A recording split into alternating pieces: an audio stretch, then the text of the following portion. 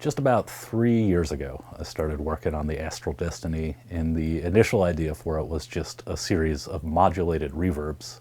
And there was a couple octave settings on it, and those were pretty much my favorite settings. They became my favorite settings over time, I guess I would say. So decided to pull those out and kind of explore it a little bit more. And it eventually turned into what it is today, just a lot of different modulated octave reverbs.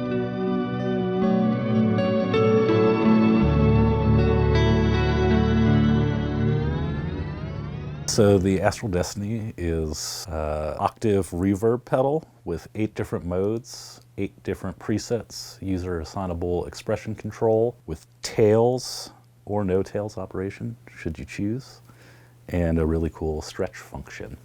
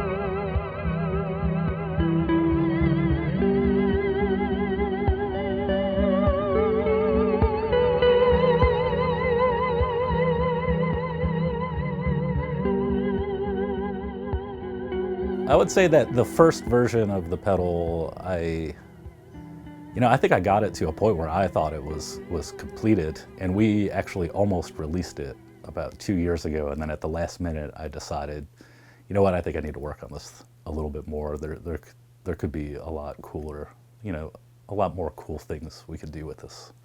And I'm very happy that I decided to wait. In addition to, diving harder into the octave settings, all the presets and the cool stretch feature and the assignable expression control, a lot of that stuff came within the last year.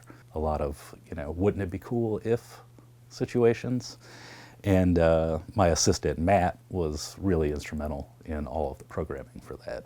And I believe he even came up with the idea of the adjustable stretch.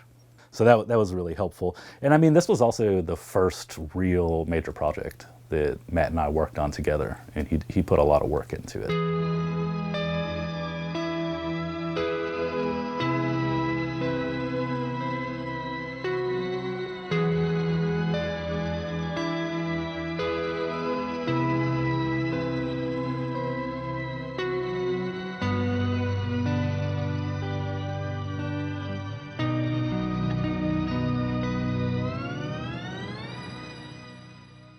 Okay, so we're currently at my house right now, but this is also where my guitar amp is, and it's where I keep my workstation. It allows me to just easily play with some breadboards here, mess around with the design, plug it into the amp, which is probably out of frame, but is right over there, and can just start playing right away.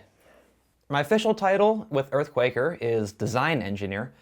Jamie is obviously an absolute wizard when it comes to analog electronics, and he brought me on about 2 years ago to work with the digital side of things. Little Prez, that's what we call him. Yes, Jamie does have a nickname for me. That would be Little Prez. What you gotta explain that? I've never heard it. Little Prez. Matt and I work in my office together, and I think Sam, who works in shipping, started calling him Little Prez, which I really like. I've never actually called Matt Little Prez to his face, but I do refer to him as Little Prez when I talk to other people. Little Prez. Little Prez. Little Prez, Big Prez. He's like the shorter, like friendlier, younger, always positive version of myself. It was a lot of fun working with Jamie on this. Honestly, I feel like this is the first pedal that him and I have worked on together where it really felt like a big collaboration start to finish. Some of the other ones that I've worked on had already been at least started before I joined. But for this one, I was there from the beginning. It initially just started off with Jamie saying, hey, I got couple of cool reverb programs for our audio processor chip. Let's see what we can do with it, and went from there. My first favorite feature is you can assign the expression control to length, depth, rate, tone, or mix. And you do that just by plugging in an expression control, putting it toe down, and turning one of the controls, whichever control you want to assign to it. And then it's just automatically mapped to the expression control. You can start using it. Another favorite feature of mine is the ability to go from a live mode to a preset mode without having to bend down and touch the pedal. And you just do that by holding down the activate switch when the effect is in use, and it will take you to whatever preset you have stored in one of the 8 slots on the preset control down there.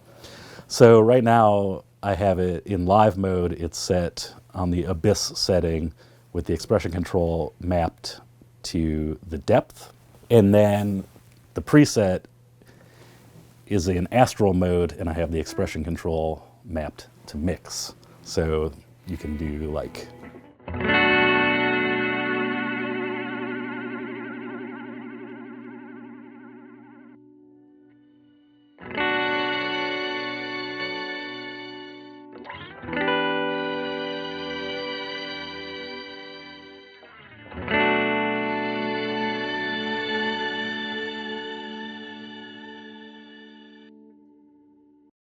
So another favorite feature of mine is the stretch feature, which when you activate it, it makes the reverb length twice as long, and you also get an octave shifting effect every time you tap the switch.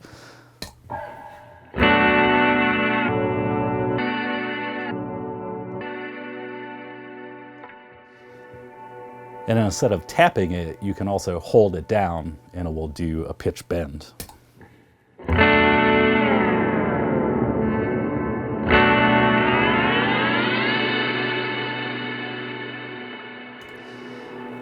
The length of the pitch bend can be adjusted to by holding down the stretch and turning the length. Clockwise longer, counterclockwise shorter, and it comes preset in the middle, but I'll set it to the longest length.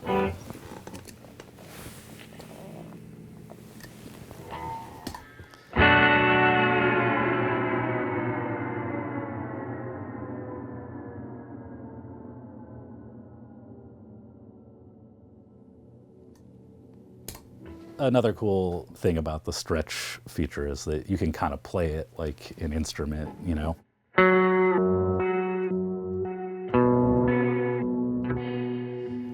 And there's a certain point where you can hold it and let go and it will snap back up or down to pitch, which is a cool feature too.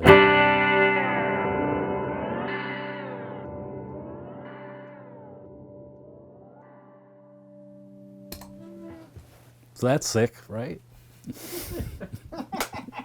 Some of my favorite things about this pedal, I think, might be the stretch function on it. It's just more fun to play with than I honestly care to admit to.